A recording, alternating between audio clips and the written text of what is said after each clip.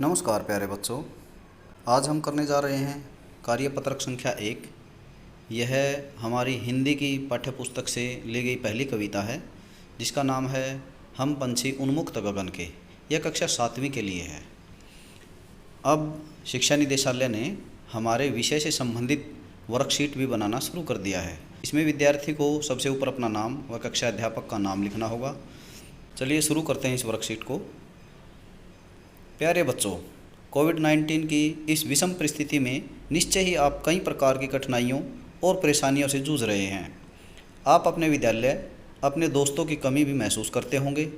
Lockdown की अवधि में आप घर में ही रहे होंगे। कैदी से बंधन में आप कैसा महसूस करते होंगे? हम पंछी उन्मुक्त गगन के कविता के माध्यम से हम इस अनुभव को जानने का प्रयत्न करेंगे। संदर्भ होता है बेटे, जहाँ पर हम कोई चीज़ पढ़ने जाते हैं तो वो काव्यांश कहाँ से लिया गया है और किस कविता से है, किसके द्वारा लिखा गया है, किस पुस्तक से लिया गया है, उसे हम संदर्भ कहते हैं। यह हमारी 7वीं कक्षा की हिंदी की पाठ्य पुस्तक वसंत भाग 2 में संकलित हम पंछी उन्मुक्त गगन के कविता में से ये पहला भाग, जो शिवमंगल सिंह सुमन द्वारा लिखित है, वसंत भाग 2 से लिया गया है। चलिए शुरू करते हैं इस कविता के इस अंश को। हम पंछी उन्मुक्त गगन के पिंजर बंद ना गा पाएंगे, कनक तीलियों से टकरा कर पुलकित पंख टूट जाएंगे। हम बहता जल पीने वाले मर जाएंगे भूखे प्यासे। कहीं भली है कटुक निमोरी, कनक कटोरी की मैदा से। चलिए पहले इसके शब्दार्थ जान लेते हैं। यहाँ पर आपने देखा होगा कि उन्मुक्त शब्द पहली पंक्ति में आया है। उन्मुक्त का अर्थ होता है बंधन या मुक्त होना या खुला हुआ या आज़ाद। दूसरा शब्दार्थ है पिंजरबद्ध, यानी पिंजरे में बंद, यानी कैद। तीसरा शब्द है कनक, यानी सोना। चौथा है पुलकित, यानी खुश होना, हर्ष से प्रफुल्लित होना। पांचवा शब्द है कटुक, यानी कड़वी। छठा शब्द है निमोरी, यानी नीम का फल। चलिए करते हैं इसके भावार्थ को। हम पंछी उन्मुक्त गगन के, यहाँ पर चिड़िया कहती है कि हम खुले आसमान के पक्षी हैं, केवल खुले आकाश में उड़ने वाले पक्षी हैं। पिंजरबद्ध न गा पाएंगे, पिंजरे में बंद होकर हम अपना मधुर गीत या मीठा गीत नहीं गा पाएंगे। कनक तीलियों से टकराकर पुलकित पंख टूट जाएंगे। अगर हमें पिंजरे में बंद कर दिया जाएगा तो हम इनकी तिल्लियों से टकरा करके, चाहे वो भले ही सोने की तिल्लियाँ ही क्यों ना हो, इस पिंजरे की जो सोने की तिल्लियाँ हैं उनसे टकरा करके हमारे जो ये कोमल पंख हैं वो टूट जाएंगे। या कवि यहाँ कहना चाहता है कि अगर पिंजरे में पक्षी को कैद कर दिया जाएगा तो वह अपनी जो स्वच्छंद उड़ान है उसको भी धीरे धीरे भूल जाएगा। केवल पक्षी नहीं, मनुष्य भी आज़ाद रहना चाहते हैं, क्योंकि सभी को अपनी आज़ादी प्यारी है। आगे कहता है कि हम बहता जल पीने वाले मर जाएंगे भूखे प्यासे। यहाँ पर पक्षी स्वच्छंद रहना चाहते हैं और वो कहते हैं कि हम नदियों का बहता जल पीने वाले हैं। स्वतंत्र रह करके हमें जो भी पानी मिल जाता है हम नदियों से उस पानी को पी लेते हैं। मर जाएंगे भूखे प्यासे, लेकिन अगर हमें कैद कर दिया जाएगा तो हम भूख प्यास के कारण अपना जीवन त्याग देंगे। कहीं भली है कटुक निमोरी, कनक कटोरी की मैदा से।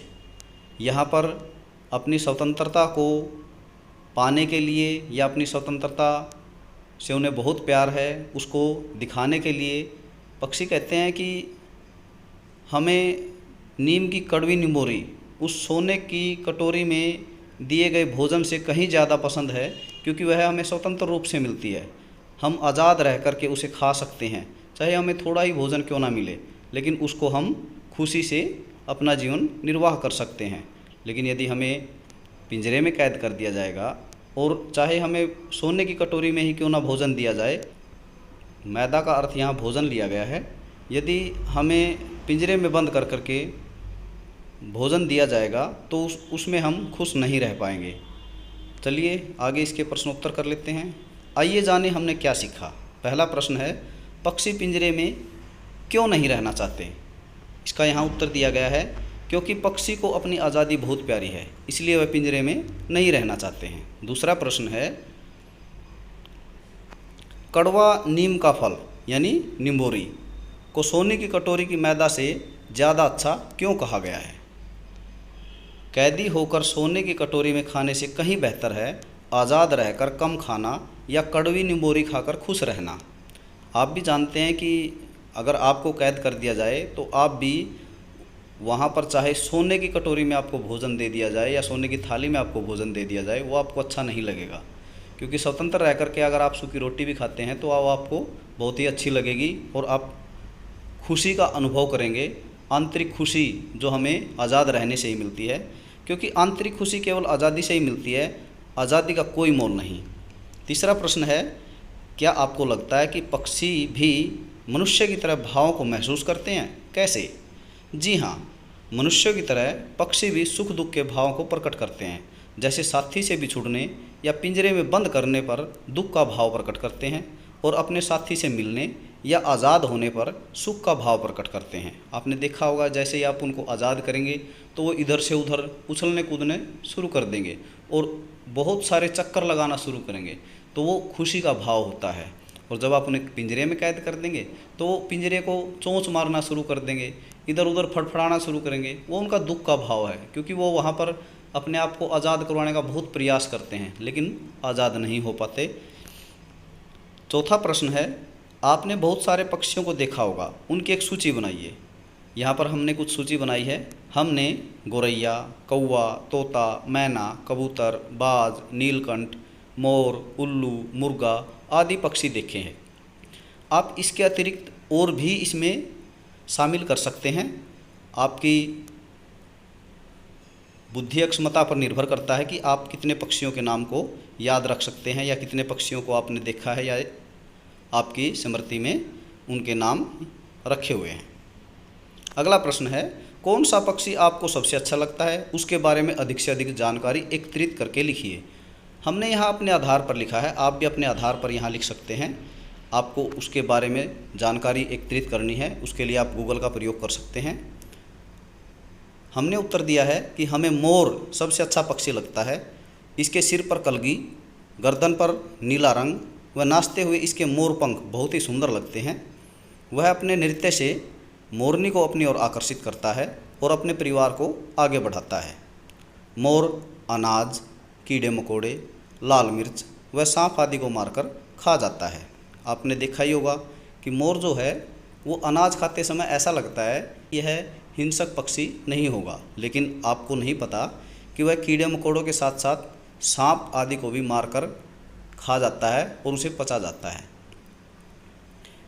आशा करता हूँ आपको यह वर्कशीट समझ आ गई होगी। इसी के साथ मैं आपसे विदा लेना चाहता हूँ। नमस्कार, धन्यवाद, जय हिंद।